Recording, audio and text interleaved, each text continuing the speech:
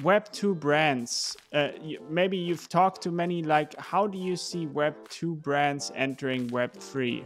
What's your observation here? How's that going? And maybe you will touch on like how they like collaborate with Web3 brands, or what do you think of that?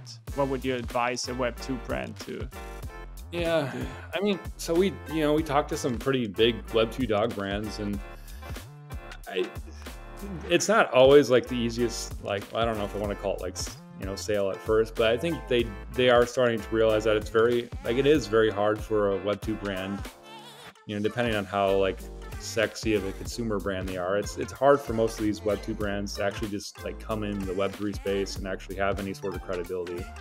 I think that Web3 is very it is like this very like grassroots approach, and you do have to like own your street cred, so to speak. And you've seen a lot of these brands try and enter, and people just don't care, right? They don't care if you're such and such brand.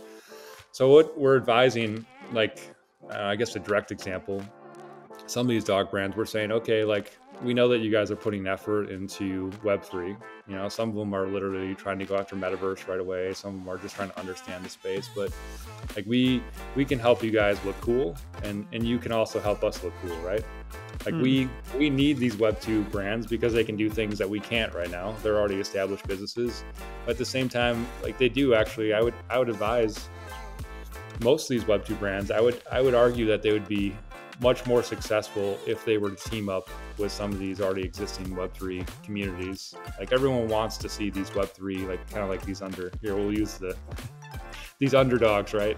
They want to see these underdogs win. Like they want to see the IP, the IP advance. They want to see the business advance. Like it's a very good position for a Web2 company to come in. There's extreme examples like Nike and Artifact that I think overall has been, I would say, very, very successful. And some of these other Web2 brands that have teamed up with Web3 communities, and even if they kind of hide behind the curtains a little bit, I think it's not always the solution, but that's something that we're advising a lot of these dog brands, like work with us in some sort of way. Like it doesn't have to only be about only the Doge Pound, but like, there's a lot of overlap here, and we're, really like we're cool in Web3.